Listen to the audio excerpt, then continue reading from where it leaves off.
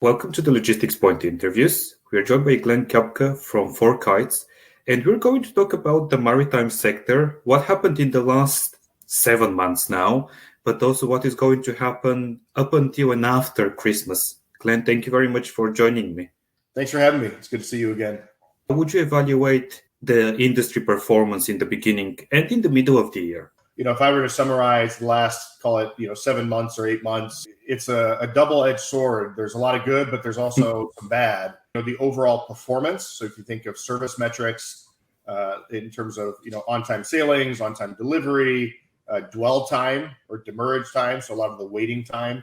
Overall, it's been very good. There's a reason for that, though, unfortunately, which is demand is very low and pricing is at I would say rock bottom. So unfortunately for those on the service provider side, the costs are the same to operate, but unfortunately, revenue is very low. Pricing is down upwards of 30, 40, 50% in certain trade lanes. Been tough on the service provider side. On the shipper and cargo owner side, they have obviously reaped the benefits of significant cost reduction, but also improved service. What would this mean for the next couple of months of 2023 and going into 24? If you look at industry sources like Drewry, you kind of see that rates are starting to tick up just a little bit more on the spot rate market. So floor of pricing is hit. What we're going to see is pricing will slightly rise in end of Q3 and Q4 for this year. What we will probably see is dwell time and demurrage start to increase slightly. We see that a little bit in the FourKites data already, but it's still in moderate kind of metrics, I'd say. General demand will increase a little bit as well. We're nearing a period which is extremely heavy when it comes to consumption, both in Europe and in the US and a lot of other parts of the world. Do you think that supply chains are ready for all of these Black Friday, Christmas, all of these events coming up? Spending is slowing from a consumer perspective. So a lot of the retailers in Europe and the US have a lot of that inventory already. Mm-hmm. And they are generally anticipating, maybe 2 to 4% growth, but generally it's going to be slow. So, how that's going to translate into the maritime sector is we will see volumes steadily increase for the next 2 to 3 months, but we're not going to see major swings in general in mass for the market, right? There's obviously different kind of discount retailers that may buy last minute product from 8-pack. So there are niche cases where certain supply and demand swings will occur.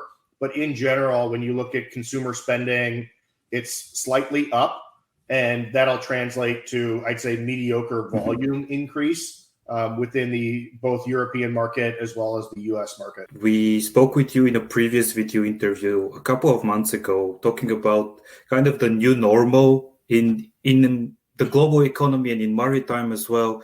Do you think that this is it, that we will see kind of a mediocre growth when we were experiencing huge growth before? It's going to be like this for the next 12 months at least. You got to realize this, it was actually a good thing for us to have kind of epic delays and containers stuck. And yes, it was tough and it was trying, but the demand in the overall global economy was extremely strong, right? Spending were at levels that we hadn't seen before. We're in a cyclical market, right? So we're on the down curve, and this typically happens every 2 to 3 years. But when you look at the next, 12 months, I think we'll be in a similar spot next year where things are generally stable, pricing is generally flat, service is good, and then capacity is somewhat available. There are some things that can change it though, right? So right now you have the drought in the Panama Canal, right? So when you think of like, what is the new normal? What I would say is shippers and BCOs have to be prepared for chaos. Now you have kind of drought issues in the Panama Canal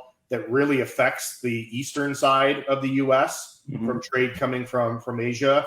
These are things that, at least for U.S. buyers, is forcing this concept of nearshoring more and more. We hear that a lot. From a global shipper perspective, those that are buying globally or exporting globally, you have to plan and build buffer. And we see a lot of growth in the risk management tools in the market.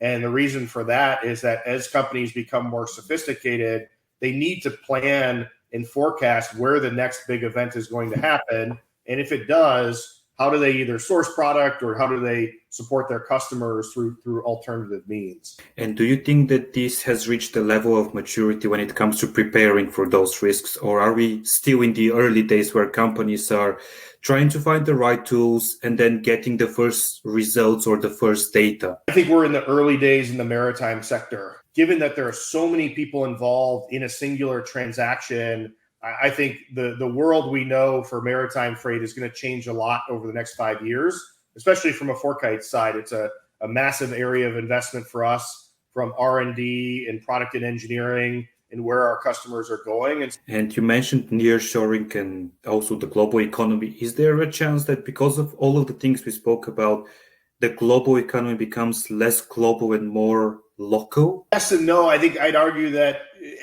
many companies, regardless of whether you're in Europe or in the US, there's still a local flair and flavor that they're trying to create. When you look at raw materials, when you look at labor availability, when you look at sophistication, we're a global economy for the long haul, in my view. And obviously, relations between China and the US could disrupt a lot of that. But I think if you look optimistically, we're a global economy. You will see it in certain, products that may be critical that you have to nearshore.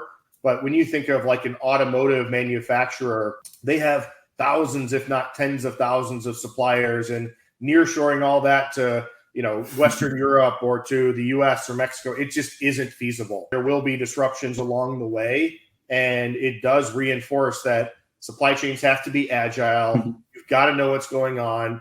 You also have to kind of forecast what those risks are. The days of just having a static forecast without taking in global disruptions just are no more. The big companies see that, but the medium-sized companies are really starting to focus on that right now. What things do you think need to be invested in, specifically in the maritime sector, when it comes to technology in the coming years? Device tracking is one of the big themes. Do you see vessel operators and those that own containers actually putting physical devices on containers?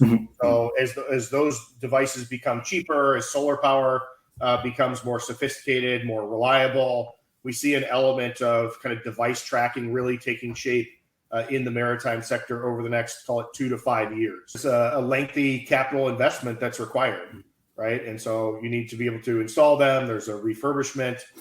There's a maintenance process for all that. But sustainability is another one. This is a huge focus for many global shippers and manufacturers. And so being able to have trade-offs and understand your environmental footprint, how do you invest in vessels accordingly in certain trade routes? And so I think sustainability will be one of the other big avenues that happens. We may see more consolidation in the ocean space, typically in down markets. That's when you see more and more consolidation happening.